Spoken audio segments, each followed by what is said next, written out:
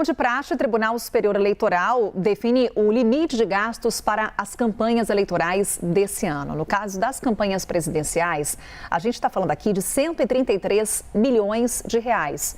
É o mesmo valor da eleição de 2022. A Aline Beckett está com a gente, vai trazer em detalhes então esses números, até como é que ficou dividido esse montante, né? Porque tem dinheiro para o primeiro e tem dinheiro para o segundo turno.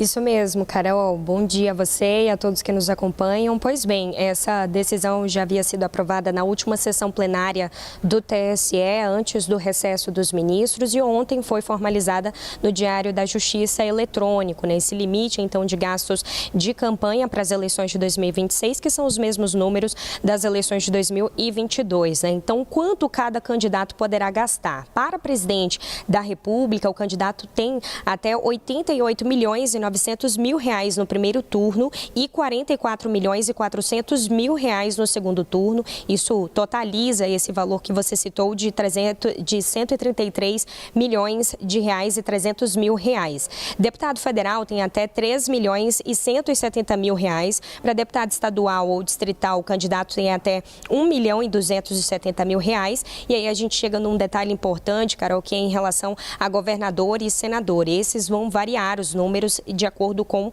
o estado. E aí, se a gente pega São Paulo como exemplo, para governador, ele tem até então 26 milhões e 600 mil reais no primeiro turno e 13 milhões e 300 mil reais no segundo turno. Já senador tem até 7 milhões e 100 mil reais para gastar então durante as eleições, a campanha de 2026, né? O entendimento dos ministros da Suprema Corte é de que não houve uma alteração relevante na legislação eleitoral que justificasse uma atualização, então, um aumento desses valores. Também foi considerado o Fundo Especial de Financiamento de Campanha, que permanece no mesmo patamar também de 2022. Ele está em 4 bilhões e 900 milhões de reais. E aí, essa é uma proposta que foi apresentada pelo ministro-presidente do TSE, Cássio Nunes Marques.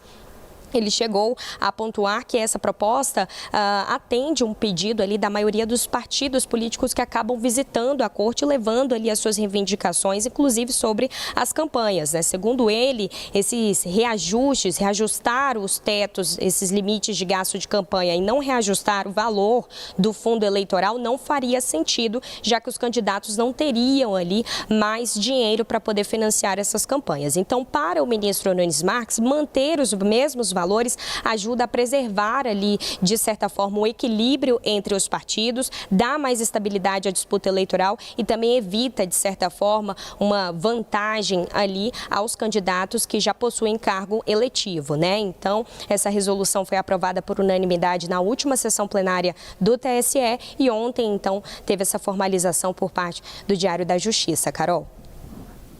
Obrigada, Aline. Detalhando esses números para a gente, estabelecidos pelo Tribunal Superior Eleitoral. Seguimos aqui falando de eleições com o Theo Cury. A gente vai falar aí de uma disputa que está na Justiça, que envolve disputa política regional. Vamos, mais uma vez, relembrar esse episódio aqui com o Theo Cury, que envolve o Partido Democracia Cristã. Pediu ao Supremo Tribunal Federal que mantenha aquela ação que questiona a possibilidade de posse do filho do ex-presidente da Câmara, Arthur Lira.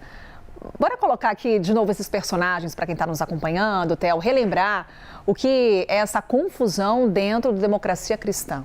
É uma treta que envolve um cenário regional e que descambou para o cenário nacional numa briga entre o João Caldas, presidente do Democracia Cristã, e o Arthur Lira. E o clã do Arthur Lira são duas famílias historicamente adversárias no estado de Alagoas e que vêm travando e vivendo um embate político já há bastante tempo.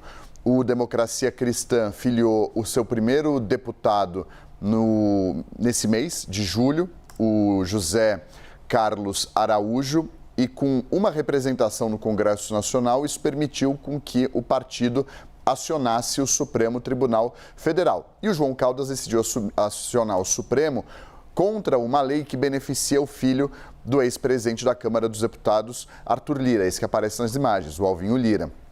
que vai disputar uma vaga de deputado federal nesse ano, tem 20 anos de idade e vai ter 21 anos de idade, a idade necessária para assumir o cargo, somente no final de fevereiro. A ideia do João Caldas é barrar a candidatura e a possibilidade de, em caso de vitória, o filho do ex-presidente da Câmara assumir o cargo no ano que vem.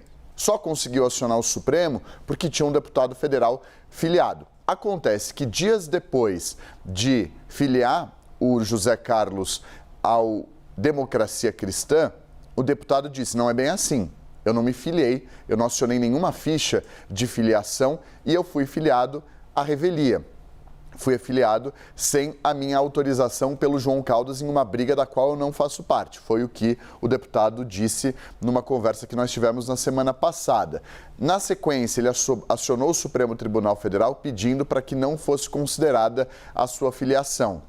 Dias depois, ele acionou o Tribunal Regional Eleitoral do estado da Bahia pedindo a anulação da filiação, dizendo que em nenhum momento acionou a ficha partidária e que quem o filiou foi o partido sem que houvesse sua autorização e que ele foi colocado em uma briga da qual ele não faz parte, que ele foi usado pelo partido para que João Caldas pudesse aumentar, intensificar o seu embate e sua queda de braço com a família de Arthur Lira lá no estado de Alagoas. O que acontece no final das contas é que o João Caldas rebateu, apresentou a ficha de filiação, a gente trouxe isso na semana passada, o deputado acionou o Supremo Tribunal Federal, acionou o TRE da Bahia e anteontem, na medida mais recente, o João Caldas voltou ao Supremo Tribunal Federal apontando contradição, dizendo que quem enviou o e-mail alegando ter sido filiado ao Democracia Cristã e saindo do PDT foi o próprio deputado, que partiu dele próprio, que ele se contradisse à Justiça Eleitoral e ao Supremo Tribunal Federal e defendeu ao STF a manutenção dessa ação, porque o receio dele é, em caso de desfiliação, que ele perca a possibilidade de apresentar essa ação no Supremo.